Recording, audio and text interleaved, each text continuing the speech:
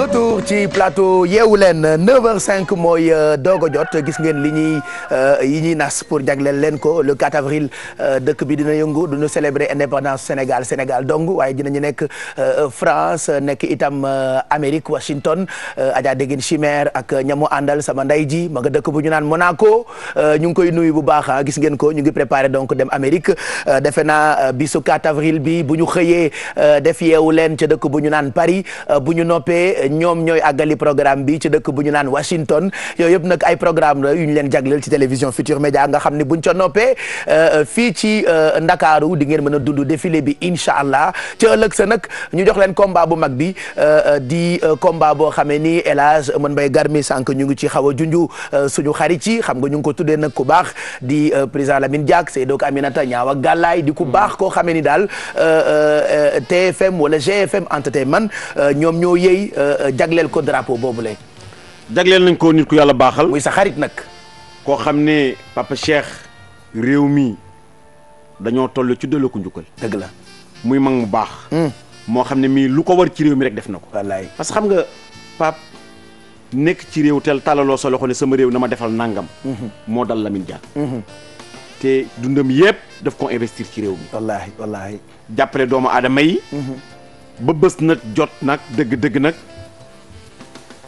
président groupe Futur Média ne daal dëgg dugg naa ci làmb ji waaye daal dama bëgg a sargal Lamine Diack wallaay loolu de foor na de moom nag daf ñoo tooj moom président Youssou Ndour daf ñoo def ay promoteur ñun ñëpp ndax événement bi télé bi waxatuma ñun animateurs yi waaye ba ci vigile yi sax ay promoteur la ñu ndax koo ca gis ma ngi cay wax ñun ñëpp a organisé muy loo xam ni dafa neex ñëpp te defe naa am na ay dates yoo xam ni ci ndimbalu Maaw Cissé il faut que ñu ñëw ci parce que dina am jàkkaarloo face to face boo xam ne dina am ci diggante ñaari mbër yi le 3 mars déjà muy un mois avant combat bi dina am jàkkaarloo buy am ci diggante Balla Gaye 2 ak Eumeu Sène jàkkaarloo boobu nag ñu ngi koy amele fii rek ci monument de la Renaissance xam nga nag bés boobu bés ba rek événement la ndax boo gisee li nga xam ne ni tey moom la ñu indi da ngay xam ne dañoo indi facette bu bees ci place boobu ñu war a daje rek place ba rek cosaan la waaw waaye lañ fa war a def ñaari mbër yi jàkkaarloo fa ak décoration ba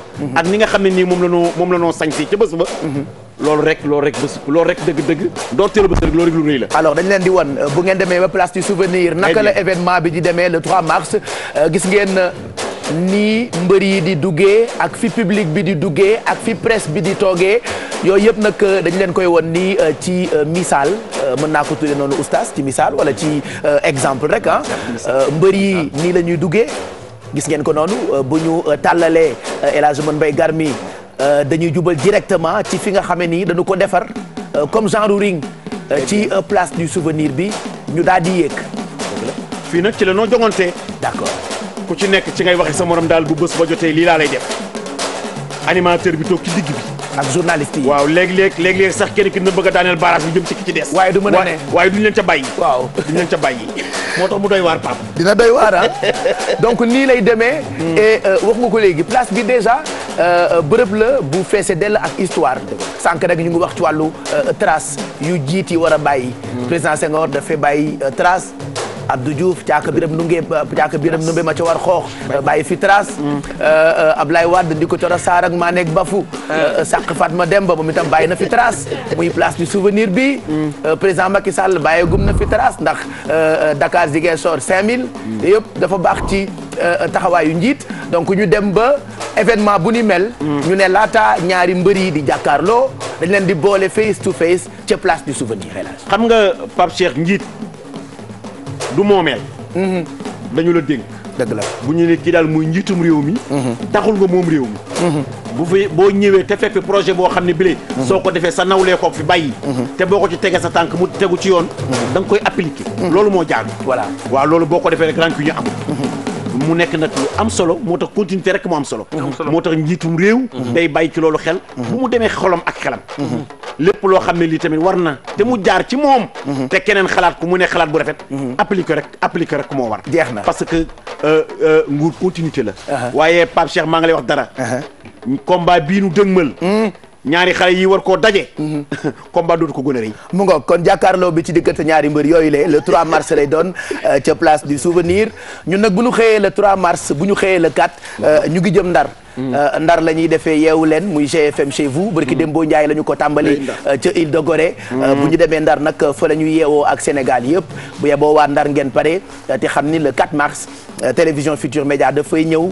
RFM dafay ñëw ñu àndandoo gunge leen bu ko defee yeewoondoo ak yéen kon le 4 mars bu soobee yàlla dès 6h45 foofu la ñuy amalee yeewu leen buñ ca jógee ñu ngi amaat yeneen date le 28 mars le 28 ñu ngi jëm Grand Théâtre Pape Diouf mooy tàggatoo ak Sénégal laata moo dem Paris ci Grand Bégué bi bu ñu demee nag le 28 mars ci bis ci topp dina tombé ak le 3 ak le 4 le 3 avril ak le 4 avril yeewu leen itam ñu ngi koy amalee ca Paris bu ko defee àndandoo ak sénégalais yi nekk diaspora bu ñu paree yeewu leen wax naa ko léegi ñu nga jëm dëkk bu ñu naan Washington ca Amérique àndandoo ci ak sunu xarit yi dafa am keneen koo xam ni itam ni président Lamine Diack dafa def lu rëy muy Amadou Diagne bu FOGECA muy ku yàlla baaxal di suñu xarit teg ci parce que damay faral di dégg ñu naan as gor day faral nitam yooyu yëpp xeetu ngor la goo xamee ni fekk nañu ko fii ci Sénégal Amadou Diagne nag di soppey télévision Futur Média yàgg àndandoo ak ñun yàgg ñoo taxaw surtout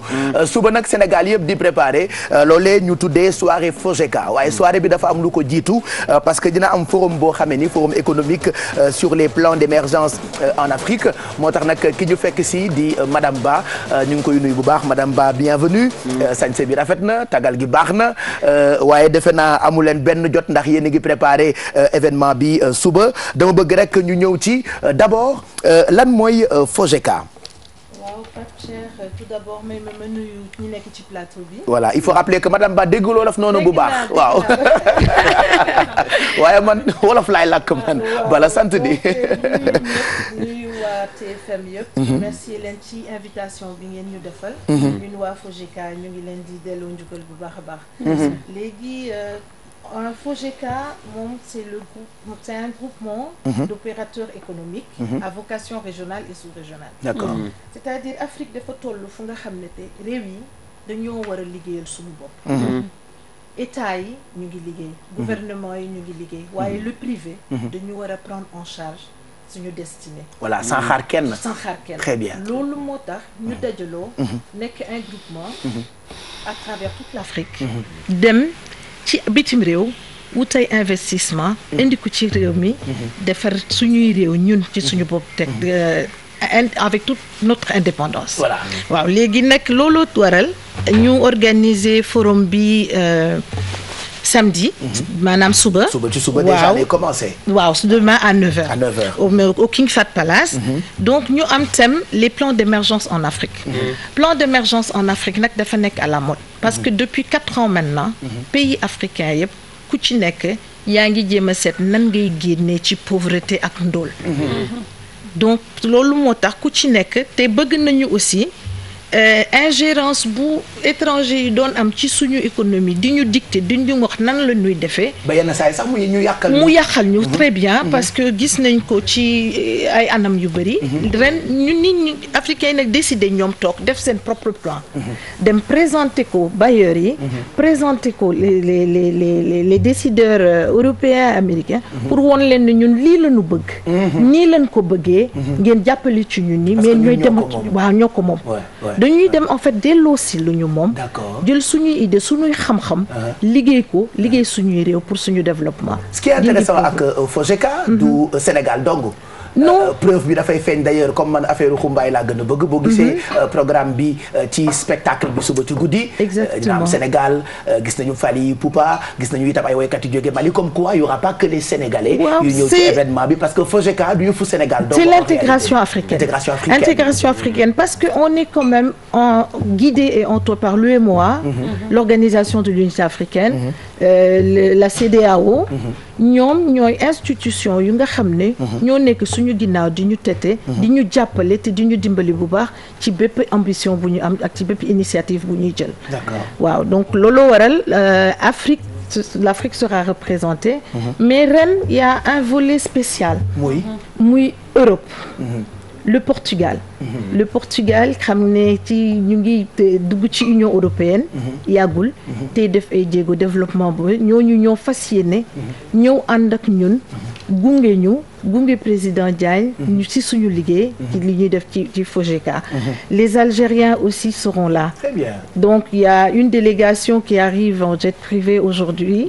ce soir. man délégation boobu nag laa war a teeru. waaw vraiment invité nañ ko tam ñu ñëw aéroport. il faut président Diagne jox ma autorisation ma dem. très bien très bien donc mu ngi noonu. donc ñooñu ñëpp suñu ñëwee donc Afrique Union européenne. C'est Union africaine ñun ñëpp suñu lëkkaloo loolu mooy en fait esprit FOGECA. Très bien. waaw loolu mooy esprit FOGECA opérateur économique ñoo xam ne seen bopp la ñuy liggéeyal. Afrique la ñuy liggéeyal. seen pays la ñuy dem pour émergence. Voilà donc forum bi c'est à partir de 9h.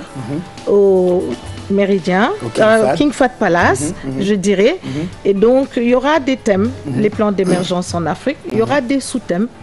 Donc, les organismes internationaux sont là. Les banques sont là.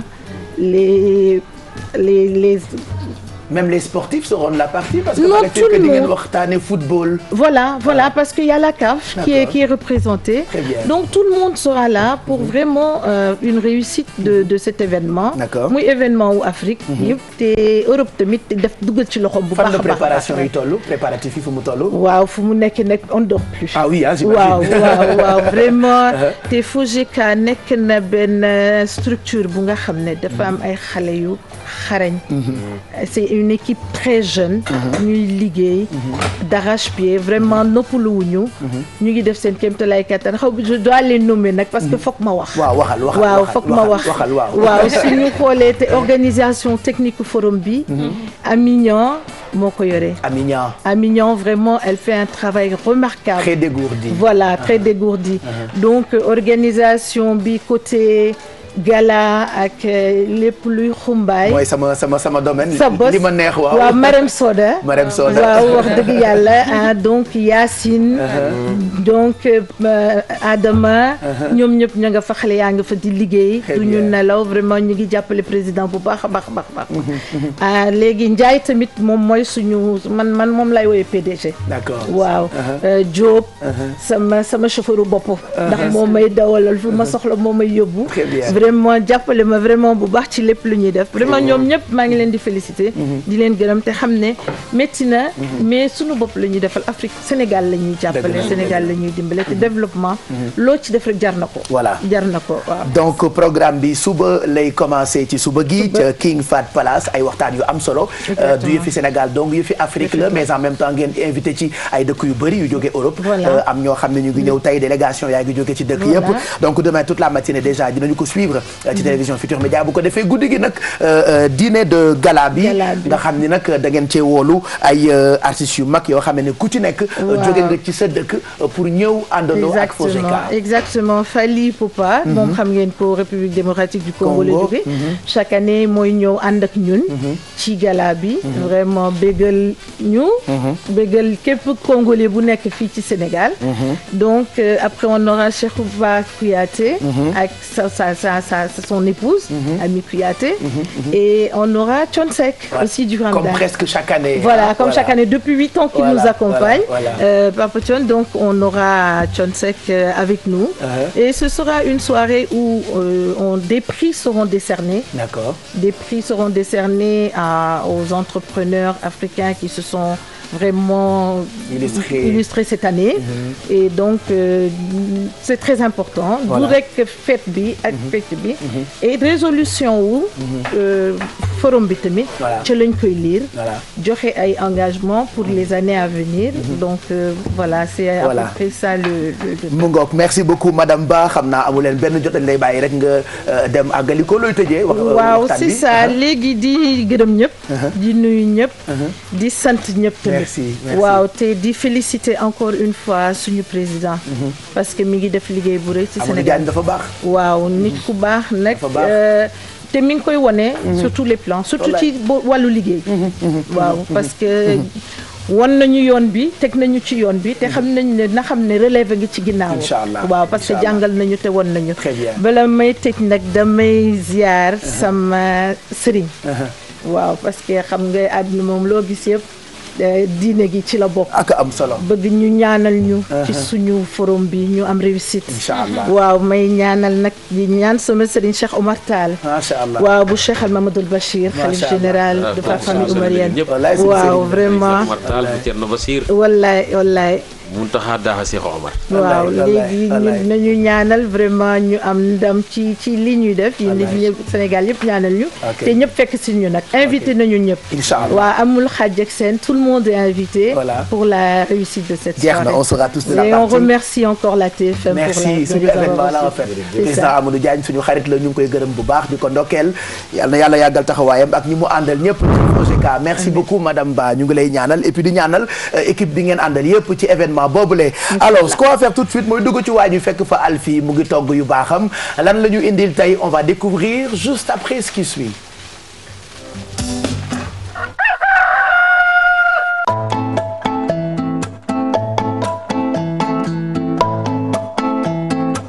Sophia la ñu àndal beurre bi ci vitamines yu bëri yu am solo yi alors tey moom la ñuy toggee suñu vol au vent.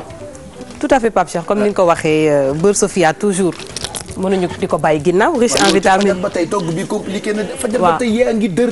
di peinture gis naa la ngay raax sax. waaw gis nga de Pape Cheikh. non mais gis nga xanaa bëgg nga kontaan rek xam nga jàlloo nga sant. li ngay togg fort waaw yow yii ngay wër.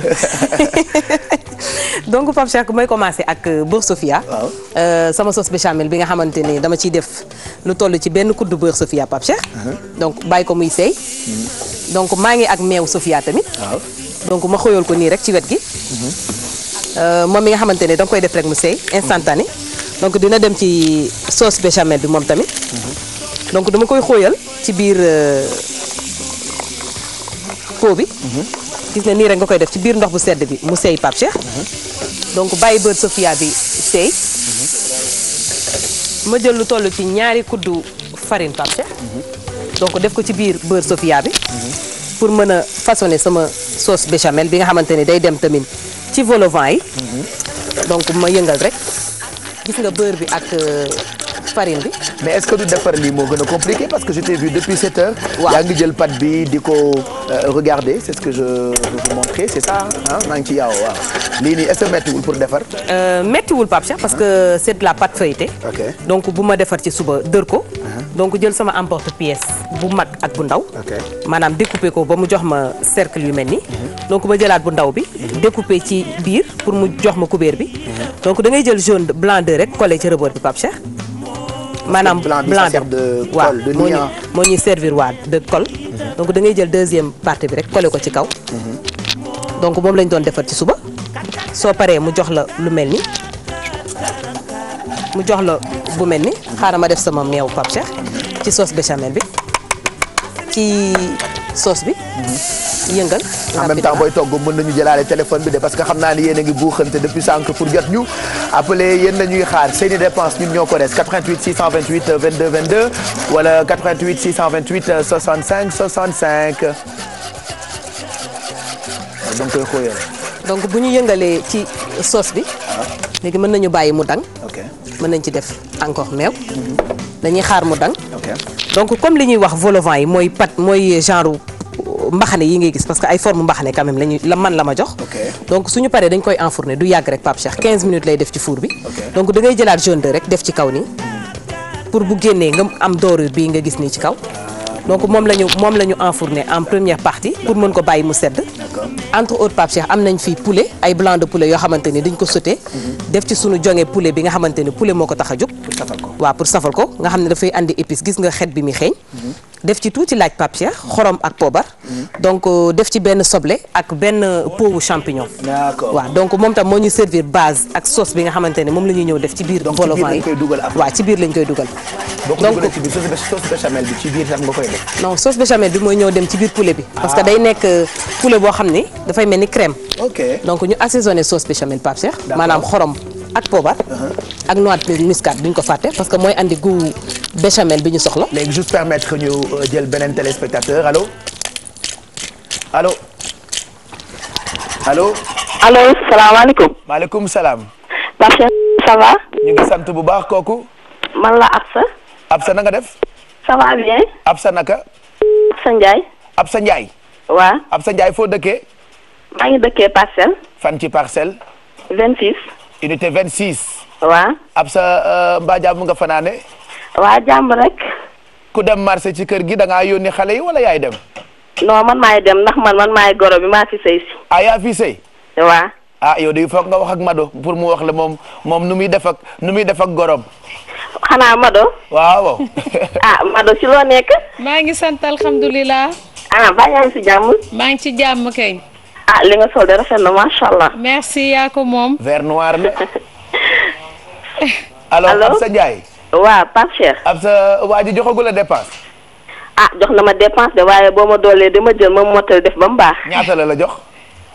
jox na ma 5000 francs. jox na la 5000. waaw yow léegi loo bëgg ma jox la wax ma rek loo bëgg ma jox la parce que tey namm ma dara. loo ma jox rek baax na. doole waaye loo ci am loo namm loo baatare ma coupe. loo ma jox rek baax na doole waaye loo ci am rek. wallaay wax ma xool loo ma wax ma jox la ko ñaata nga bëgg ma jox la léegi. billaahi loo ma jox rek baax na. lu ma la jox baax na. billaahi loo ma jox baax na. léegi man jox naa la ñaari junni. waaw merci waay. Mado teg na ci ñaari junni. ay waay neexati na. muy ñeenti junni ci yow. neex na ay waay. kon doo am 25 000 yoo takk salaf. aussi. bu baax. di nga am 25 000 de waaw. bu la grand bi joxee 5000 Mado jox la 10 000 ma jox la 10 000 muy 25 000. waaw bu boobaa rek man ñoñal ko ay ginaar rek. jeex na kon yaa ko moom sa week-end mën a neex Absa. waaw baax na merci waay. bul raccroché comme ça ñu jël sa numéro téléphone ci ginnaaw nga mën a jot ci xaalis bi nu mu gënee gaaw. d'accord merci bu fekkee am na keneen ku nekk ci téléphone bi ñu jël ko woote leen fii ba 10h 88 628 22 22 wala 88 628 65 65 alors sauce béchamel bi nga booleeg ginaar geek yëpp. geek champignon bi Pape Cheikh mu jox ma aspect bu mel ni. d'accord. donc damay jël rek ci biir pot yi ma am ni à base de pâte feuilletée donc remplir ko def ko ci biir. li de sombi ginaaru góorgóorlu ba nga may fàttali jamonoy RTS. lu mu wax. Pape An nee na. yërëm na ginaar te bu yàggee dana ba lekk ginaar. Pape la wax ci lii. donc Pape Cheikh nii rek lañ koy defee. d'accord donc jël tuuti fromage. def ci kaw. ok. donc nag jël kubéer bi. kubéer yi ñu teg nii de côté. nga koy tëjee. donc tëj ko nii ci kaw Pape Cheikh. dugalaat ci four bi dugalaat ko ci four bi waaw. le temps que ngay yeggali rek ma yegg si. li nga oo. sa aay. kay yërëm naa Ricardo. ayca léegi nag dañuy jàll ci li ñu Mado dig tey Sadbou Samb nag fekk si nañu Sadbou jërëjëf ci sa teewaay xam naa ñu ngi ñëw fi lekk ay minutes ci sa jàkkaarloo ak oustaz Pape Hann Mado da nga demoon Porokhane màggal gi démb la woon ci alxamis gi Porokhane nag bërëngu bi ñu ngi koy fàttali ko tey bay waaw bërëngu Porokhane xale yi laa ko wax démb xamuñu ko. boo leen dagg mor sa takk. wallaay ñaan sa soxla benn soxla rek na nga cay wax. wallaay projet nga fay yóbbu. balaa nga agsi mu faju. wallaay dëgg la maam Diarra moo tax jigéen jiwu la woon ndeysaan. moo tax jigéen ñëpp waroon na góorgóorlu. ndax 33 ans soriwul. déedéet xale la woon. te ba léegi ñu ko waxtaani loolu dëgg loolu nangu la. loolu nangu la. donc Alaaji Garmi comme ni nga ko waxee soxna su yiw soosu tey nañu fas yéene waxtaane ki nga xamante ne moom moo di soxna Maam Diarra Bousso. juddu ci 1833 génn ci àdduna en 1866 wax nga ko sànq. 33 ans dong la amoon bu muy génn àdduna. doon na nag ñetteelu soxna ki nga xamante ne moom moo di Maam Mor Anta Sali Mbàkke. doon waajur bu jigéen ki nga xamante ne moom moo di Ahmadou Bamba Mbàkke. nekk ki nga xamante ne nag moo nekkoon fondateur du mouridisme. ñu di ko jaglelee bés boo xamante ne ñu ngi ko tuddee màggalu Porokhane boobu nag jege li nga xamante ne moom moo di Nioro di Rip bokk ci région bi nga xamante ne moom moo di Kaolack.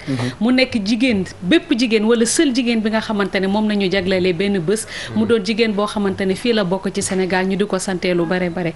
ba tax na nag naam Pape Cheikh fekkee wuñ ko waaye am na ay xale yu bare yoo xamante ne ñu ngi ciy gëstu. ba tey ci ñoom nañu dem waxtaan ak ñoom te ñu ko gën a yombal nag moom moo di waa juma bi nga xamante ne ñu ngi ko tuddee Masalikul Jinaan foofu nañu demoon nag ci ndimbalu ki nga xamante ne moom moo di Abdou Khadre Fall ñu di ko sant bu baax mu wone la ñu ak benn gone boo xamante ne wax nañu bu baax li nga xamante ne moom moo di soxna Maam Diarra Bousso ak li waral li nga xamante ne moom moo di màggalu Porokhane bi waaye solos bés boobu ndax am na yu bare yoo xamante ne war nañ ko ci jàngat ba tax na dañuy dem xooli léegi élément bi bu ñu ñëwee Pape Cheikh ñu gën cee mën a waxtaan. Inch'Allah.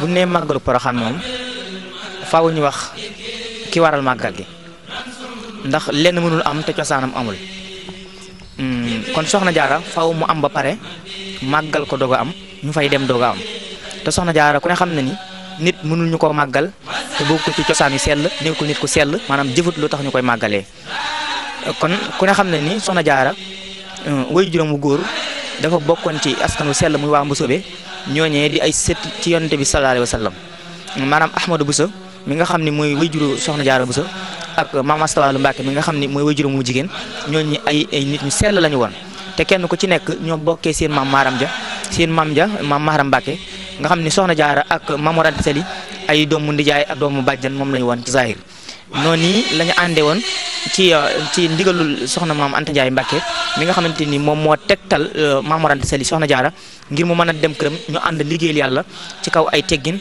ak xam-xam te teg ko ci siraatal mustaqim ak alxuraanu karim ba lii mën a sotti.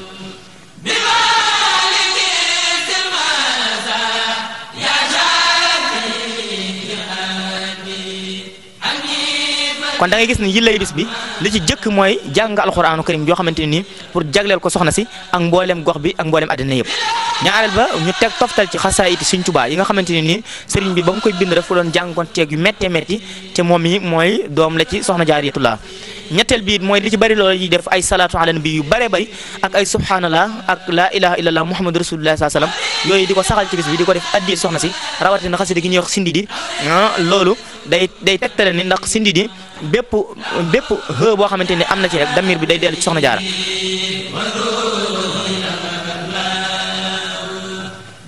li nga xamante ni moom laay wax askan bi di leen ko ñaax mooy ñu fas yéenee jaar fa soxna jaara jaaroon boo amee sa borom kër mu yaakaar Sëñ Tuubaa war nga ko jàppee muy Sëñ Tuubaa war nga koo jàppee it muy koo xamante ni boo ci seeyale sa liggéey soxna jaara dana la ko wàllul moo gën ngay def safaan ba ndax soxna jaara wala ngay wax safaan ba ndax soxna jaara moo tax loo mën a dem soxna jaara loo mën a dem ziyaara soxna jaara na fekk nga am ci nga deele sa borom kër ba mu jox la ci ndigal ak ku mën a doon bu fekkee ne amoo borom kër waaye ab gone nga sa ndigal lu ñaari wajur rek ngay déglu ndax l'islam bu ne gone duñ ko forcé ab jànq sañ nañ ko forcé maye ko borom kër gi nga xam ne moo neex baayam kon jànq bi war nay xam ay ndigalal wajuram mu cay teg tànkam bu fekkee ne ay wajuram ñu ragal yàlla lañ soxna si tamit bu fekkee ne borom këram ku ragal yàlla la war nay saytu ay ndigalam saa su nekk ndax Sëñ Tuubaa nee na ta'aatu niswaani fi ta'aatil azwaaj duuna midya maanaam jihaatu jigéen mu ngi ci jihaatu borom këram bu fekkee ne te loolu amul benn werante kon noonu la ñuy toppee soxna si fexee jàng alxuraanu karim doon naa ko fi wax léegi fexee ne jàng xaside Sëñ Tuubaa yi te sëriñ bi da ko fee bind def ko fi ngir ñu mën koo jàng xam fu ñuy teg suñu tànk waaye bu ñu ko fa bàyyee jëm ci leneen na nga xam ne wuutal nañu sëriñ bi ay ndigalam alayhi salli wa sallam daiman abadan wa man xafahu li yawmi ddini yallahu màggal gi nag ni kii démb la woon ca Porokhane wax nga ko sànq loolee da nga ci ñëwaat rek pour li ngay assurer bien-être parce que defe naa jaamu sa borom kër ba noppi itam def ni soxna jaara ci bien-être jigéen la bokk exact Pape Cheikh comme ni nga ko waxee rek xanaa di la nettali lenn loo xamante ne dafa gàtt ci wàllu jaamu jooju nga wax ak wéyee li nga xamante ne moom moo di ndigal dañu mës a wax ne que soxna maam jaara ci boppam am na benn bés boo xamante ne Maam Mor Anta Sali Mbàkke daf ko joxoon li nga xamante ne moo di ndigal mu dem wuyi ca benn xew bu muy dem nag mu boot ki nga xamante ni moom moo di Ahmadou Bamba boot ko dem bu mu demee ba ca biir nag balaa muy egg ca xew ba mu yëkkati ki nga xamante ne moom moo di Xaadimu Rasuul jël ko dugal ko ci benn kaaf teg ko fa ndax mënu ko woon yóbbu ca xew ba mu doon jëm bu muy dem nag mu am xel ñaar bu baax a baax waaye mu gëm rek yàlla jël gone ga teg ko fa ba pare teg fa ay dàllam waaye nag bu mu wanee ginnaaw mu am ay kéwél wala ay mala yoo xamante ne dañ fa ñëw moom nag bu mu demee ca xew ba rek moom tàmmoon nañ ko wax ndax tarbiyu bu mu doon wax ak li mu doon wëyee ci li nga xamante ne ndigal bu mu egsee ca xew ba ñëpp doon ko wax naan cey dofu Maam Anta Sali bi dikkati na ndax ni mu meloon ci jaamu ci xër ak xër ci nga xamante ne moom moo di borom këram waaye lim fa toogee xelal dalul ba tax na mu gaawantu toog yàkkamti dëppaat fekk ki nga xamante ne moom moo di Xaadimal Mustafa moom ñu tudd mais bu mu fa demee nag fekk ko fa lim fa fekk nag maanaam moo di mala yooyu nga xamante ne dañuy ñëw mu ñëw fekk leen nag seen gémmiñ taq deret mu tiit bay bëgg a dee jaaxle boobu mu fone nag ki nga xamante ne moom moo di Xaadimal Mustafa wala Xaadimu Rasuul comme nuñ koy waxee mala yooyu lekk nañ ko waaye diisaay wala kéemtaan gi nga xamante ne moom moo nekkoon ci sëñ boobu moo tax nag ba li nga xamante ne deret boobu génn ci mala yi ndax ñoom dañu mbëkkante waaye mu jaaxle waaye comme nuñ ko waxee ci biir moom nekk na soxna koo xamante ne dafa yiwoon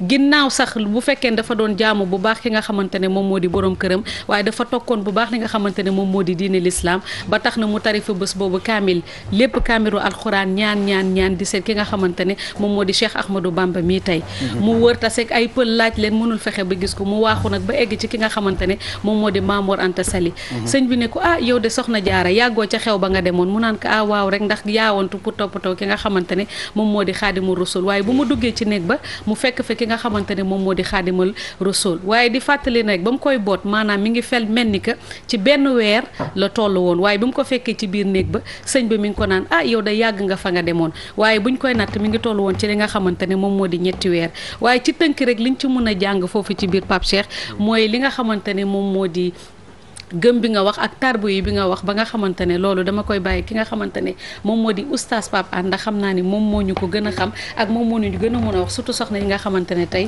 moom moo ñu seetaan oustaz Pape Hann. jërëjëf Adja Mado li ko may loolu lépp mooy bàyyi xel yàlla. waaye itam jaamu borom këram. diwa nga nee di dem loolu ndey moo koy liggéey. waaye soxna jaara tarbiyu na borom këram. waaye ca bàyyi xel nga yàlla ndax jigéen la nekk ndaw teel a mokkal alquranul karim moom soxna jaaratullaahi moo tax wëliyu mooy tànnal boppam ndey ju koy jur xamoo kuy fecc du jur wëliyu maa la ko wax ku dul wax dëgg doo jur wëliyu allahu akbar jigéen juy jur wëliyu mooy jigéen joo xam ni day muur ay awraam mooy jigéen joo xam ni bàyyi na xel li ko fi indi soxna jaara nag dafa bàyyi woon xel li ko fi indi moo tax soxna Anta Ndiaye bi mu ne ko nañu xas mooy nañu waxante mu ne ko lu nuy waxante mu ne ko naa fi jur weer ak biddiw mbaa wàlliw di fi gëj waaw loolu la soxna Anta Ndiaye wax soxna Jaara ubbi kaamil bi xool gis yàlla ni maa kaana muhammadun aba ahadin min rijalikum walakin rasulullahi wa xaatama nabiyina yàlla ne beneen prophète dootul ñëw ci ginnaaw si gina Muhammad soxna Jaara ubbaat kaamil bi ni yàlla soxna Anta bu yàlla waxlu woon lii day ma ni man Jaara dinaa jur yonantu kon yonantu jeex na waaye dinaa jur asamaan mooy Cheikhul Khadim kon jigéen ju bëgg a am bien-être daal naga sàlloo def ni soxna Jaara Bousso jigéen ju baaxee jur wàlliw suñu jigéen ñi nag bi boo ngeen góorgóorlu bu baax bu ko defee ñu mën a amaat ay wàlliw jërëjëf oustaz Pape Hann merci Mado loolee la indi woon tey ci wàllu bien-être ak lu ñu mën a fàttaliku wala mën koo jàpp pour jigéen ñi jëm ci màggalu Poroxaan gi démb la woon ñu cee ndokkee nag soxna Baali Muntaxa mooy suñu bàjjan Faatu Géwél waaye itam di suñu sëriñ ñu ngi koy ziar bu baax ak njabootam yëpp ndax xam naa ni Ahlu Mbàkke ñëpp la jubóol kon sang Baali ñu ngi koy ziar bu baax fàttewuñu kenn ñu ngi nuyu suñu xarit yëpp Adja Urey Samb mooy yaayu Saint-Louis Mané moom tam ñu ngi koy ziar bu baax fàttewuñu Daba Sarr yaayu seex yi yaayu Baye Seex moom nag mu ngi ñu fekkoon dëkk bu ñu naan Nantes Daba Sarr ñu ngi lay nuyu bu baax di la ñaanal week-end bu neex fàttewuñu tam Maam Soxna Lo moom mu ngi ñu fekkoon Atlanta Maam Soxna moom tamit ñu ngi koy nuyu jigéen ju am jom la jàmbaar la Maam Soxna ñu ngi koy ziar fàttewuñu Awa Fall Arndaya ko an Dieye xam na fi ñuy waxee ñu ngi koy nuyu bu baax di nuyu itam koo xam ni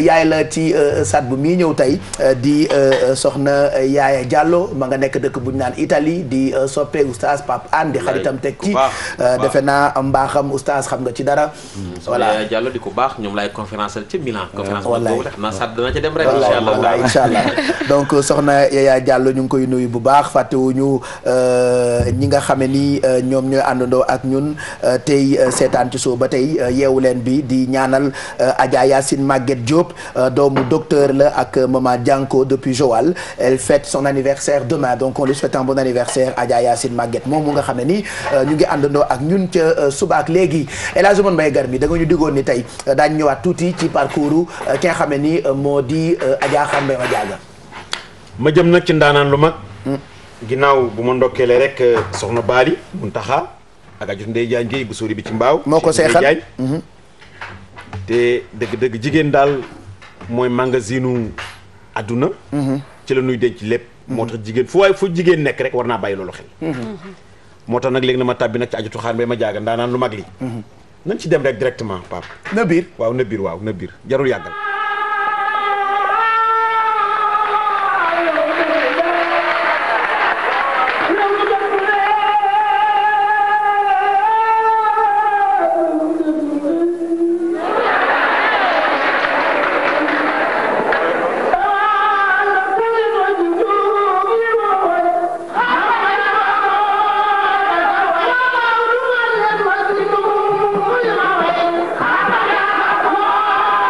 Wow.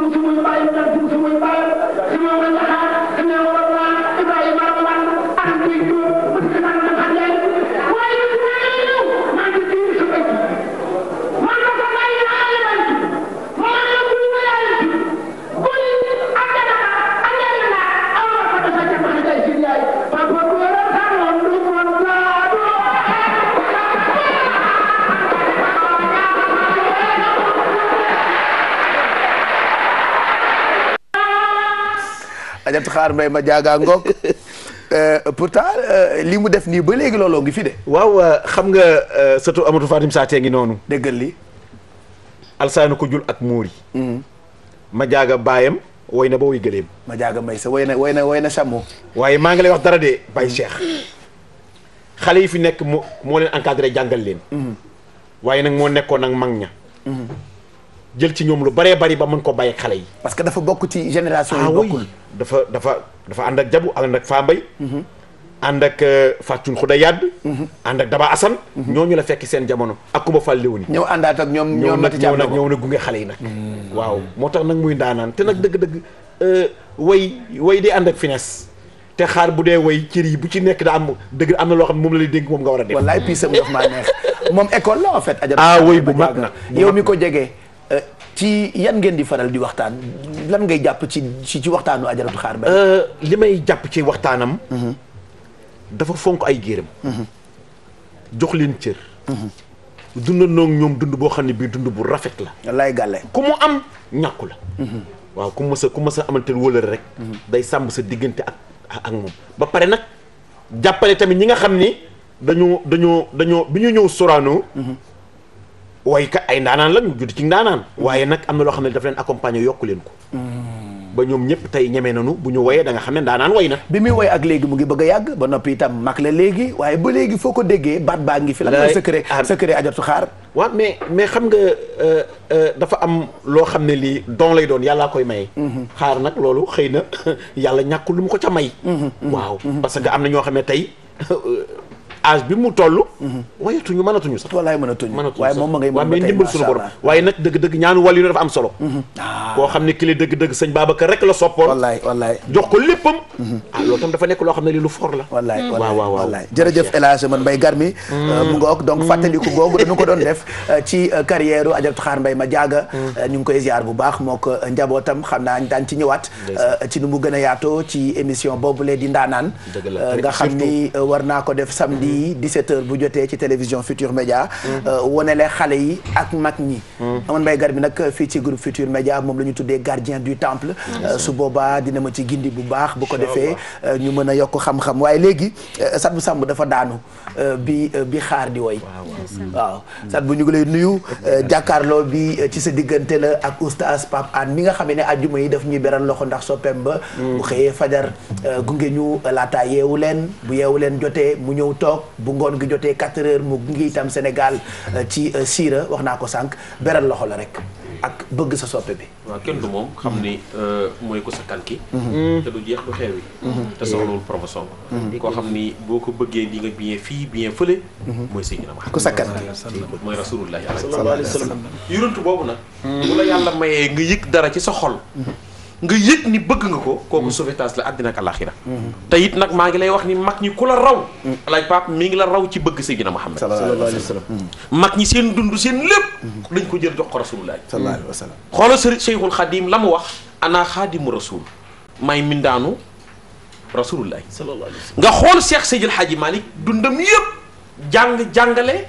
defaru defare di defare fexe ba nit ñi xam yàlla bëgg Seydina Muhammad nga dem xool Cheikh na Cheikh Saad bu dundam yëpp mu jox ko maamam rasulullah bu kuntu li maamu Cheikhu Cere mag ju baax ñi alxaji Abdoulaye ak njabootam ñoom ñëpp dañoo jël seen bopp jox rasulullah di ko bayal kon mooy tool bi Cheikh Saad bu Samb jërëjëf oustaz ñu ngi kontaan bu baax di la nuyu di nuyu Pape Cheikh di nuyu ñiin fi dajeel yëpp di nuyu Cheikh Mouhamadou Mbaye Garmi di nuyu Mado tabarakallah di nuyu waa Sénégal gépp kooku nga tudd sallallahu alayhi wa sallam ñun mënuñu ci guddal ndax am na luñ ciy xaar ci ñun waaw la ñuy xaar ca yow nag mooy nga bégal ñi ci rasulullah way alime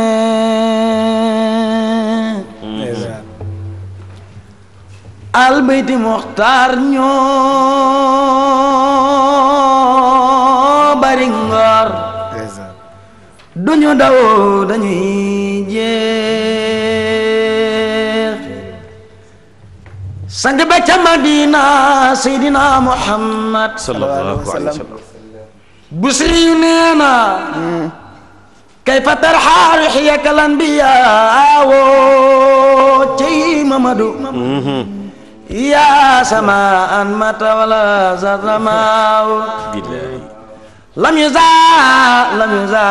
yuza yonti Yàlla Muhammad sallallahu alayhi wa sallam lam yuzaawuka fi ulaaka wa qad ra'a lasanan min kadlun wa sanaawu innama njol ma kayaane xaway innama masalun sifatika liina si kama masala nujumu almaaw sallallahu alayhi wa sallam anta misbaahu kullu fallin famatas durul ila anzalika ladwaaw way alime way alime way alime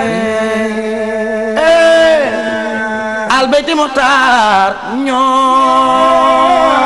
ñoo bari ngor duñu daw dañuy jeex xaala seexina wa imaamina ma wayonan wa wasilatina sang bay nelaw ci nim saat cheikh na cheikh saat bu nekk huwa allazi uxtiya ma yasha ma wayonan wa mislu wala tari nisaa ana soppi yonti Yàlla Muhammad sallallahu alayhi wa sallam cheikh na cheikh saat bu nekk waat naa ni diggante suuf ak asamaan kenn dootu fi jur ku mel ni Seydina Muhammad ñu ne ko waatal mu ne wallahi ma fi l ardi wa samaayi kuf an li ahmada min al asiyaayi way alime way alime way alime yow ci ahli baytul muxtaar ñoo bari ngor duñu dawee dañuy jeex aywa aywa Amadou Bassir nee na lam tazal nee na lam tazal ma ngay way rasulullahi lam tazal ci tànn gi yàlla tànn Seydina Muhammad fi dama iriko ni tuxtaaru xam nga diwa nga nee di dem wax naa léegi yaay koy liggéey lakaluma lam tazal lam tazal lam tazal waa ana soppee rasulullahi lam tazal nee na yàlla musul deñ di tànn fi yonent Yàlla Muhammad bokk lam tazal lam tazal lam tazal yàlla da koo jël boole ko ci ay maam yu baax lam tazal lam tazal lam tazal alaaji Mamadou Mbaye leerug rasulillah gi musul jaar ci ndigg lu ma sama yàlla lam tazal lam tazal lam tazal leerug Seydina Muhammad ndigg lu mu mës a jaar yaa yilif jamono lam tazal musa lam tazal moo tax saat bu ni Mouhamadou Bousayri ni ko lam tazal musul deñ fi dama iri kaw ni tuxtaaru fii dama iril kaw ni ci nëbbu kaw na bi tuxtaaru la déefi la tànnee yow rasulullah lakal ummaat wal abaa laka ñeel la umahatu ay ndey Amina ko jur wax bu jur ko Abdou Manaf jur ko Zuhrata jur ko Kilab jur ko Amina moomu Bartu bin Awf moo ko jur Ousmane ko jur Abdou Dar jur ko Xusay jur ko kooku Umu Habib moo ko jur Asata ko jur Abdou Uzay jur ko Xusay jur ko kooku Bartu bin Awf moo ko jur Ibnu Abid Ibnu Awiz Ibnu Adid Ibnu Kaab leerug Seydina Muhammad ndikkul moo jaar yaa yilif jamono mu ni ko yàllaa ko tànn umahatu ay ndey fa la yem maamadat wala aba ak i baay yu baax waaye maamadat wayul fatratan min ruslil ilaa dégg nga maamadat wayul fatratun doggint min rusli tukkee ci prophète yi xaw ma waa lu ci topp ila basharat ndéree ñoom yonentu yi ku ci nekk ak jamono bi nga tolloog say xeet yaa ngi leen di bégal waaw loolu leen di bégal yaa ngi leen di wax ni maa ngi leen di yëgal ak bégal ni am na kuy bëgg ñëw bu dikkee na ngeen ko gëm te mooy Muhammadu Rasulullah waa lii neex nag bii dàq baadaha nee na nag jamono way kook réew tatabaha bikal usur wa tasmu bika nee na jamono ma ngay puuk réew ci dikko Muhammadu Rasulullah wa bana Mustafa wa bana lil wujudi minka karim wa بدا صلى الله عليه وسلم سيدنا محمد صلى الله عليه وسلم وبدا يعني خوي وبدا للوجود منك كريم min ko tukkee ci yow karimun aji tedd min karim من كريم الأباء والكرماء aji tedd abba ko say baay kurama yu baax yow da ngaa tedd fi nga jógee tedd ñi meññee ku yow tedd koo koy Seydina Muhammad نصب تصب الولا بولا aha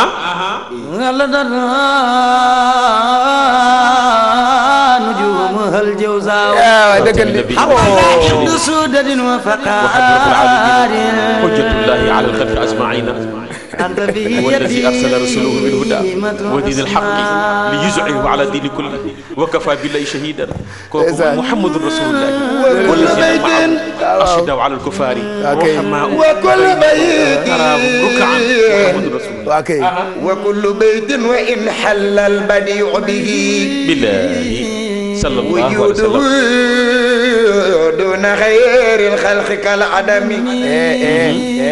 محمد المصطفى المقدار طه ابن عبد الله خير قريش كل بهم li yàlla bind lépp dafa bari waaye looy dégg ak looy xalaat yàlla nga ko bind ci leeru rasulullah sallallahu alayhi wa sallam xoola yàlla bindul dara pour moom yàlla li mu bind lépp ngir Seydina Muhammad aynu naimu naimul ayni wa ma xalaqa rahman aynu naimu naimul ayni billahi ru'yatuhu dégg nga yawma taxaabuni takfi zillatal qidami nee na mooy jëmmi xéewal jëmmam rasulullah minal karimi ata alaaj Mamadou Mbaye teraanga ak xéewal ku ko am yaa ngi ko amee ci daraje rasulullah sallallahu alayhi wa sallam alaaj Bab wallaay Cheikh Sat Bongo te kat kenn sañu koo dagg ci mbiram nag déedéet kenn du ko dagg ci soppeem bi nag mooy ko sakkan ki jërëjëf oustaz Pape Hann sat bu sàbb nag ndeysaan yàlla na la yàlla la fal cat daal yenn saa yi nga dégg ko muy way ba doo xamante loo koy wax bu ñu dëkk rek ci dafa mën a daa mën a way ak dafa mën a tàgg na nu koy ñaanal ndax xale la ba noppi mën na li muy def fexe na nag ba ñu ràññee ko ci biir gaañi loolu dañu koy sant daaw rek nii la defoon li ñuy seetaan ni la defoon stade de Mbour te lu mel noonu rek lay préparé te su boobaa di ngeen xam ni lépp dëgg la ca wayjuram ba la woon ba tey donc ñu ngi koy ñaanal bu baax di ci gërëm surtout Oustaz Pape Hann ndax lépp moom la di ci ndokkeel nag nabiyen yu mag yi bokk na ci Adja maire Mbaye ñu ngi ko ziar bu baax ak doomam yëpp Joodo Kumba Sira Mbaye ak Matar Cissé Pape Mbaye tam ñu ngi koy nuyu ak suñu xarit ci nga xam ni ñu ngi àndandoo ak ñun ca subaak léegi di souhaiter joyeux anniversaire à Mame Diarra Bousso Diakhaté c'est de la part de mère Fatou Sora Mamadou Mohamed Ndiaye pare na pour ñu jàll ci revue de presse bi Mahmoud. oui Pape. na nga doxale sant di góorgóorlu rek. foo ne gisuñu la de. waaw mais maa ngi lay gis man loolu am importance. sigil jarul sëgg. non sëgguma wallaay man kay maa ngi nii. foo dugg. àjjuma del seet feneen fu mooy dugal ndax Pape Hann bu waxee pare sama yaram bi day daw du ma ci bëgg a topp. kon moo la tax a toog. waaye gis nga de. ndeysaan. ñoom yaram bi daw na bàyyi fi baat bi. yaa Mouhamed maa ngi lay ziar wax gëmu ko dégg dóor kat. maa ngi lay ziar Ndiaye. maa ngi lay delloo ziar bu baax. mbaa yaa ngi wàcc le 28 mars. le 28 wees na ko la topp ca 28 kay laay wàcc mu ne. ah alhamdulilah.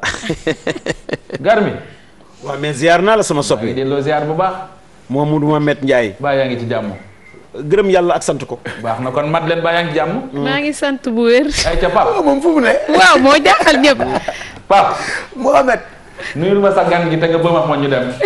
kon jërë ngeen jëf. ay ca quotidien lay dooree le quotidien xëy dikk ak ñun ci lu aju ci li nga xamante ne ji moo di layab ñoom Karim Wade bi ak ni nga xam ne noonu la ñu ko doxalee yéenekaay bi nañu léegi ci weeru mars atum 2000 ci at mii ñu nekk weeru mars le 23 ca la Karim Wade ak ñi ñuy toppandoo bien mal ak i di xam fan la ñu mujjee ak yoon quotidien def ci jeu de titre bu garaaw nañu ko xoolandoo mi ngi nii Karim envoyé à Mars ku ne xam na planète Mars ku ne xam na it ne Karim Wade kon li mu mën a wax daal mooy ak ëllëgëm ci wàllu politique am ak ëllëgëm ci dundam ci weeru mars lay leere Karim Wade ak ñi ñuy topp ci mbiri traque des biens mal ak yi góogee yëpp yéenekaay bi nañu 23 mars ca la ñu xam fan la ñu mujjee ak yoon Sud du Quotidien moom it dellu siwaat ci loolee nañu ca kanamu cour répression enrichissement illicite mu di Karim Wade ak ñi nga xam ne ñoom la ñu jàppandoo doon leen àtte lu aju ci ñaar fukki fan ak ñett ci weeru mars ca la ñuy xam Karim Wade mi ak ñooñee nga xamante ne ñu ngi leen ci tudd fan la ñu mujjee kon ak li nga xamante ne ji moo di wàllu yoon Le Témoin moom it dellu siwaat ci noonee ak nit ci yeneen journal yi dikkee mu di Karim Wade ak i ñooñam yéenekaay bi nañu bokk na ci ki nga xamante ne ji moom moo di Bibo Bourgi Alaaji Mbaye Ndiaye Asecna Vieux Aïdara Pape Mamadou Pouy am na keneen Pierre ak Boba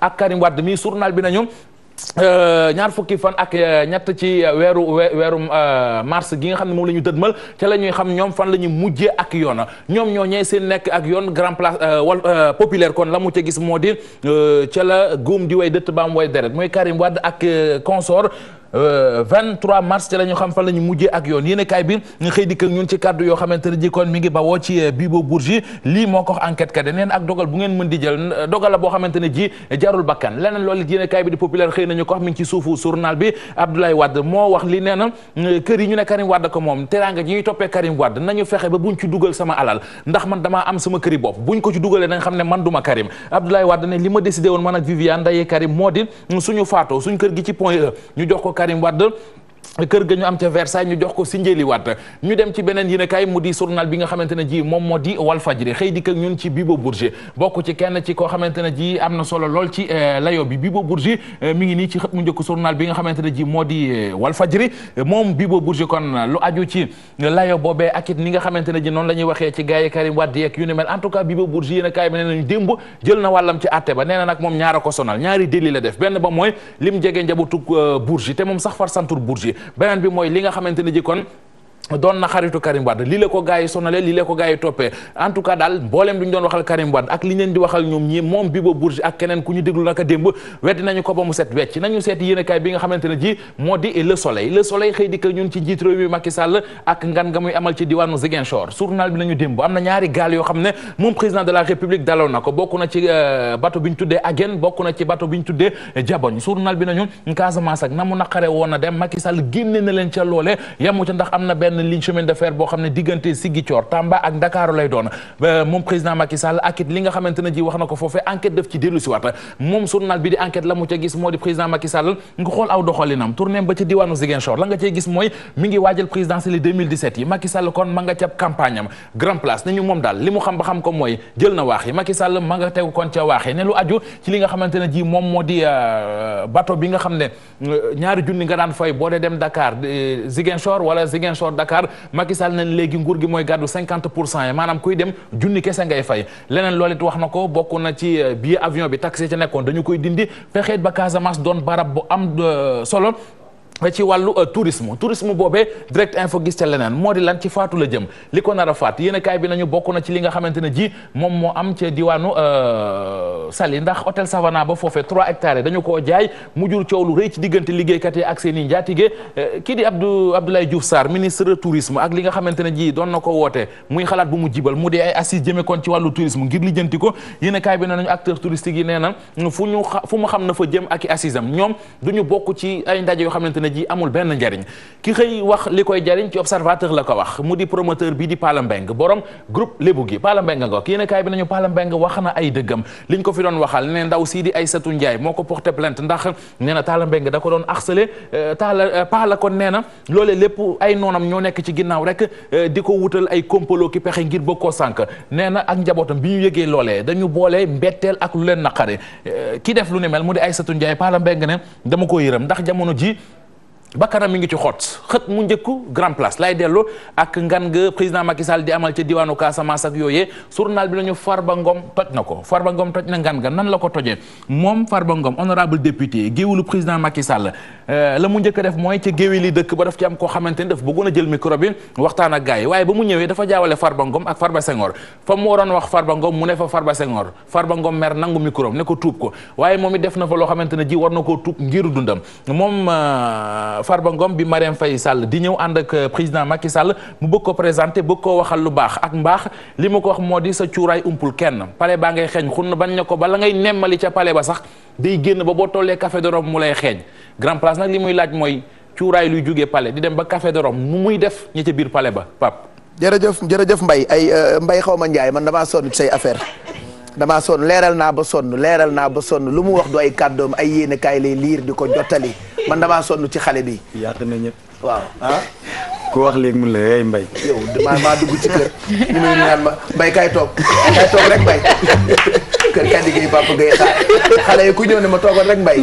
añ baa ngi Mbaye bëggoo ci supp bi mbay. ndeysaan man tam ma Sambeni moom fexe na ba gañe Sambeni loolu mooy wane rek fort gi mu fort ci réew mi moom El Hadj Oumar Mbaye Garmi.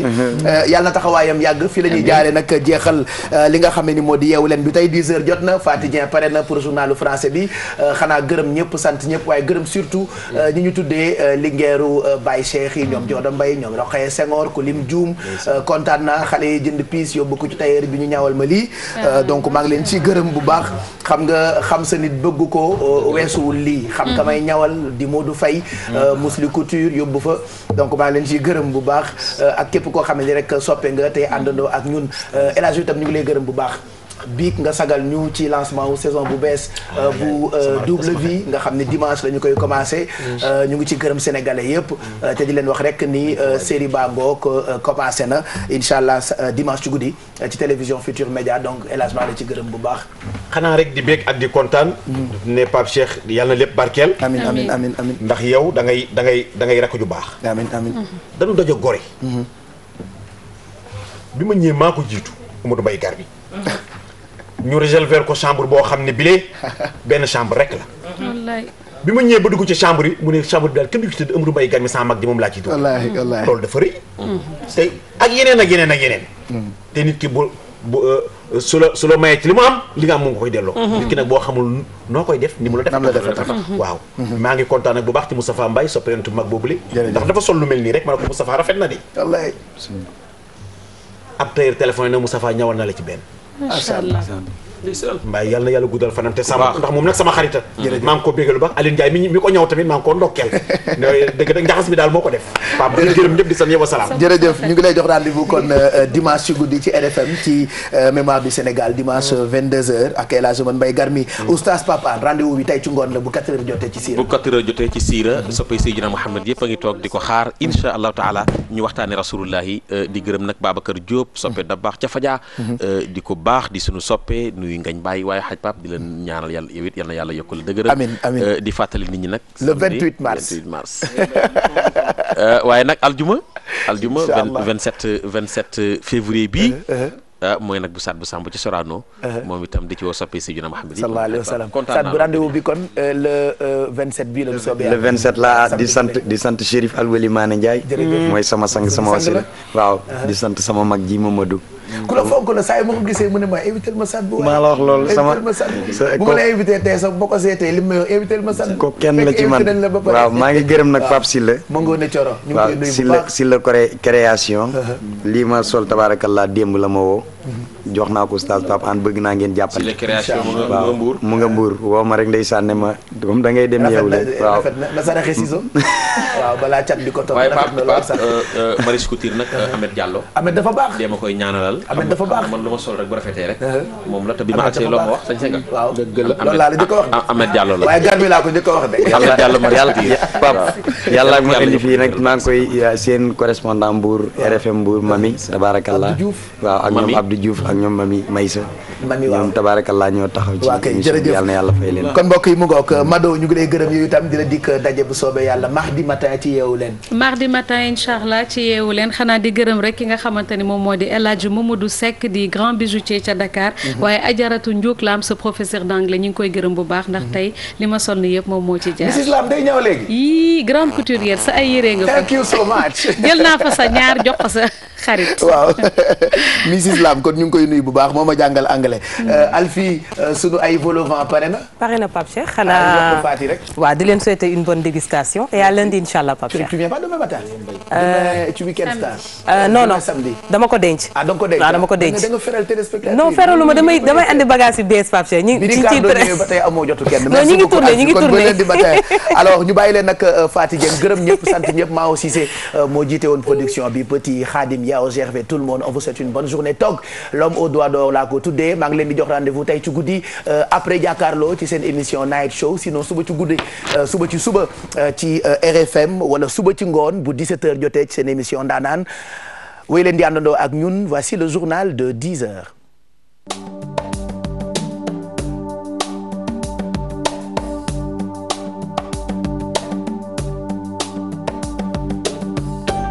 Bonjour à toutes et à tous et bienvenue à ce bulletin de 10h. Deuxième jour de visite du président Macky Sall à Ziguinchor. Le chef de l'État et son homologue gambien sont attendus ce matin à Ferefegné où ils doivent procéder à la pose de la première pierre du pont ralliant le Sénégal à la Gambie. Ziguinchor, nous y restons pour parler de la réception des 2 nouveaux bateaux Agen et Jambon. Le prix du transport passe désormais de 10 500 à 100 000 francs CFA.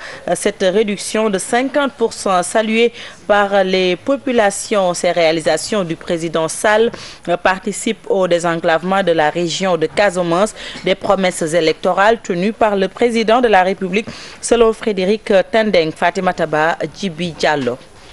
Ziguinchor a reçu ces 2 bateaux, Agen et Jambon, inaugurés ce jeudi par le chef de l'État. À cela s'ajoute la chambre frigorifique et la route nationale numéro 6 en construction. Autant de réalisations qui participent au désenclavement de la région. Si le chef de l'État parvient à faire en sorte qu'il y ait 2 bateaux qui viennent s'ajouter à Aline Sitoé Diatta, ce n'est que bénéfice pour les populations de la Casamance qui vont s'en réjouir. Parce que selon les informations que j'ai eues, ces bateaux sont essentiellement faits pour le fret, donc pour permettre aux opérateurs économiques de la Casamance, pour permettre aux gens qui veulent faire du commerce avec le reste du Sénégal de le faire sans problème, et également aux camions qui peut-être pourraient passer des jours entiers à la frontière avec la Gambie, de ne plus le faire parce que les bateaux là peuvent amener des camions avec eux. Le président Sall disait faire de la Casamance sa priorité et selon ce journaliste, il est sur la bonne voie, ce qui peut même se répercuter sur ses chances d'être réélu. Le chef de l'État, comme je l'ai dit, a été élu sur un programme. Il a fait des promesses aux Casamancais qui ont jugé que cela valait la peine de le lire. Naturellement, ils vont au moment du bilan, ils vont tenir compte des réalisations qu'il est en train de faire.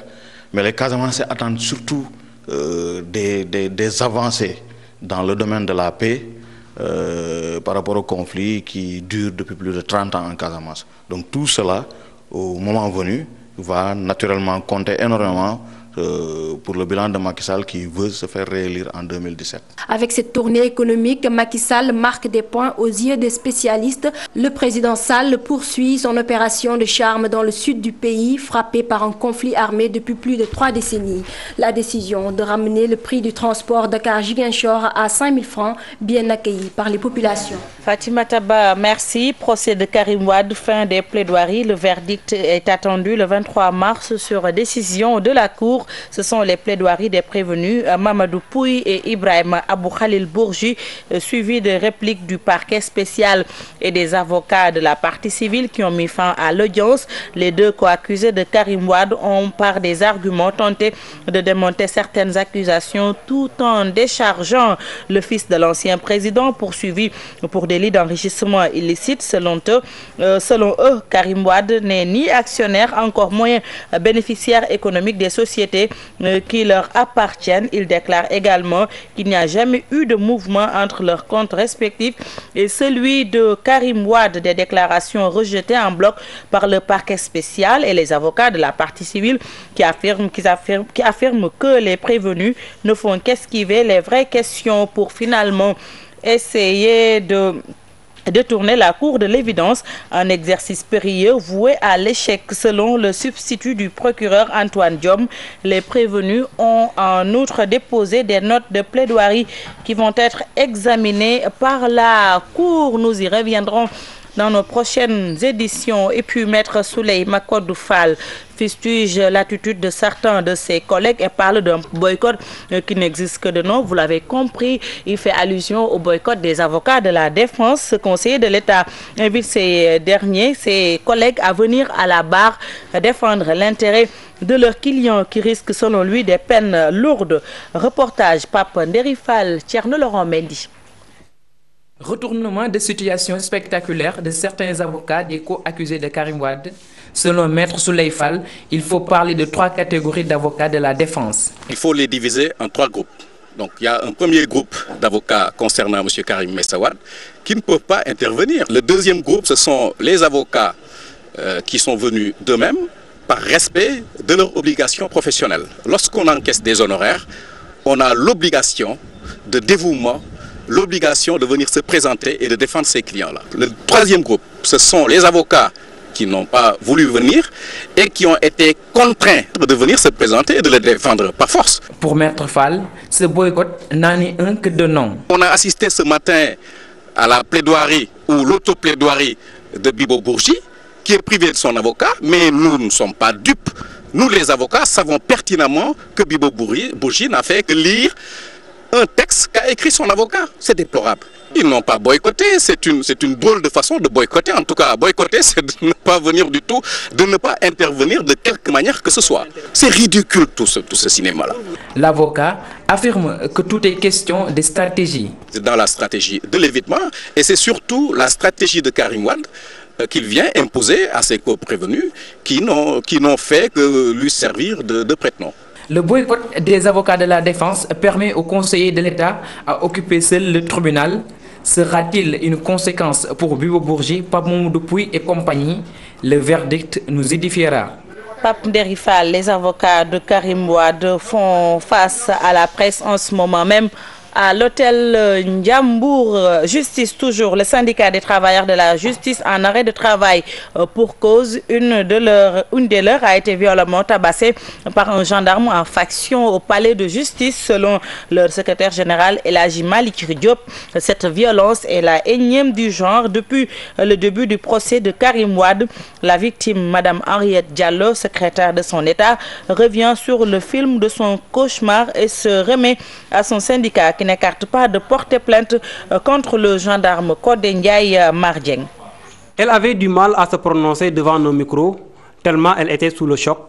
Elle, c'est Madame Henriette Diallo, giflée par un gendarme en faction à la porte du palais de justice. La victime revient sur le film de son cauchemar. Quand je suis rentrée au palais, le gendarme m'a dit il ne faut pas passer cette porte. Je suis sortie, j'ai fait la queue comme tout le monde. Il me dit non, il faut ressortir. Moi, je lui ai dit, je ne sors pas parce que je viens dans mon lieu de travail. Je t'ai montré ma carte. Je ne sors pas. Et il m'a giflé.